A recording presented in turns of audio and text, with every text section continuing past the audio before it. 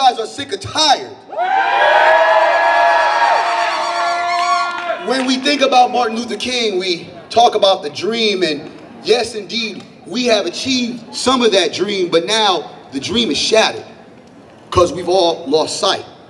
Because so much of what's going on now with our community, with our youth, is all things that are breaking us down. Martin Luther King Jr. talked about equality.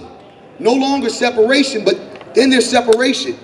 It is the rich and the poor. And who suffers from that? Our youth. The leaders, the next generation, the future. They suffer. Because if we no longer look at our youth as being the future and putting monies in our youth in programs that they no longer have in the schools and no longer exist because they don't have enough staff or because they're closing down their school, but yet we're building a new arena, there is a problem with that. When we talk about economics, how is it that now if you go to school, you no longer can get that job regardless if you get a BA. And then all of a sudden you turn around and here is that mighty bill that you have to pay. And when you turn around and you look at these schools that we tell our kids to go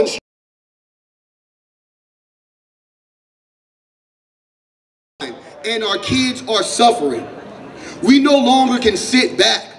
We no longer can look and portray like nothing is going on. We can't look at this as a color thing. This is a class thing. Yeah. This is rich versus poor.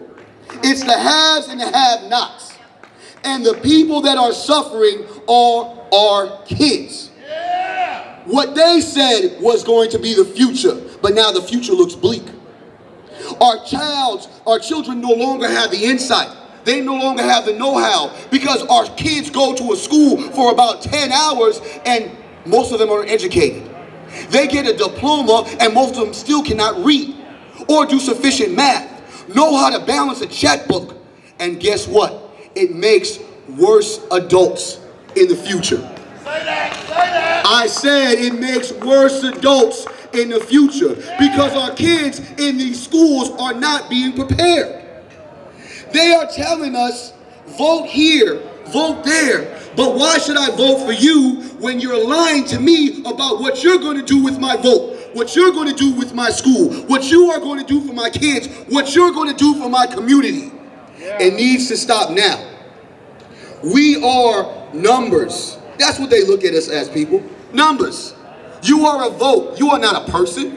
So if we are a vote and we no longer are a person, let's use our vote and now tell the people that are in the higher power that we no longer are going to vote for you because it sounds good, because you talk a good game. We will vote for you because you are going to show us action. And that's what this is all about, action. We are here showing action, people. The few people that are here is many, because a few people are here can influence another person and another person.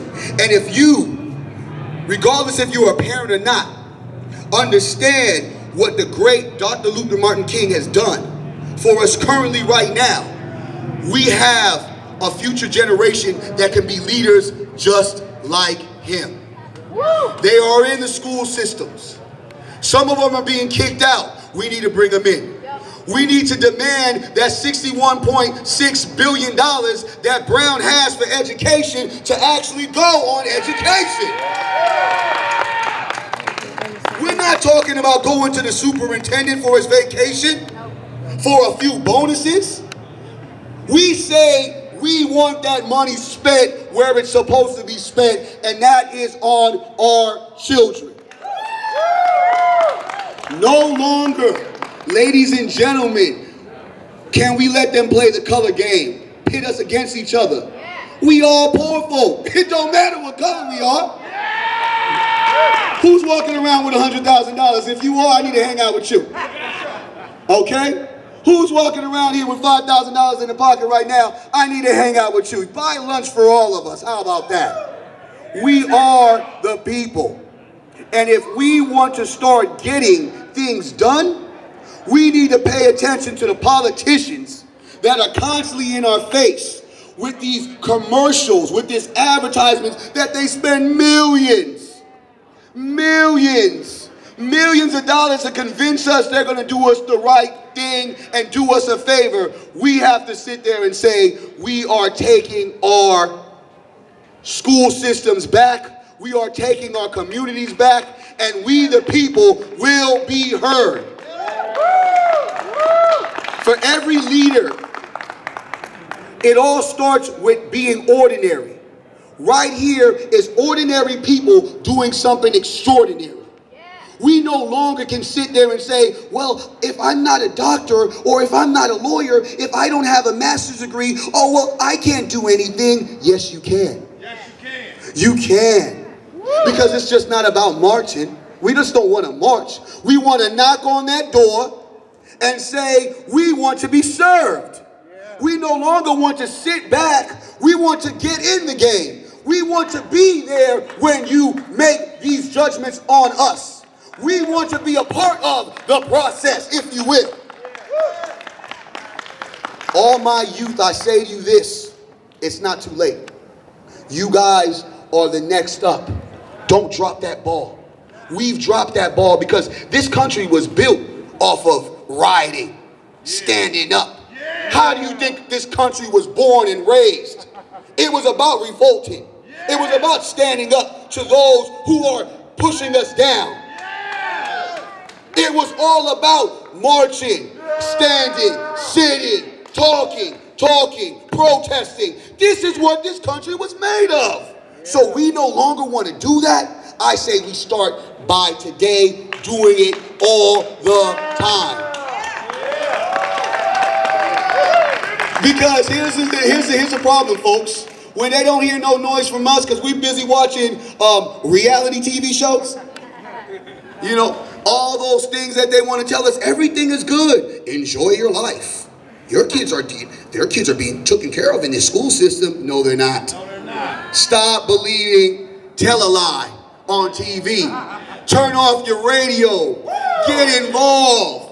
Open up your ears. Open up your eyes. The revolution is televised, and it starts right here. We need to be stronger by the numbers, but right now, we are the believers. Bring more. But remember, as we believe in a dream that Martin Luther King Jr. said, that we would all be equal. We're close, but yet we're still far away. But if you want some encouragement, let it be our youth. Let it be the future, the generation that is next. Let's not drop the ball. Youth that is up next, don't drop the ball. Stand up. Because when we don't stand up, we get high gas prices. When we don't stand up, they close down schools. When we don't stand up, they cut unemployment. When we don't stand up, we're at a war that we don't even know why we're fighting anymore. No longer be blind. Open your eyes. The time is now. I thank you guys very much. Appreciate it.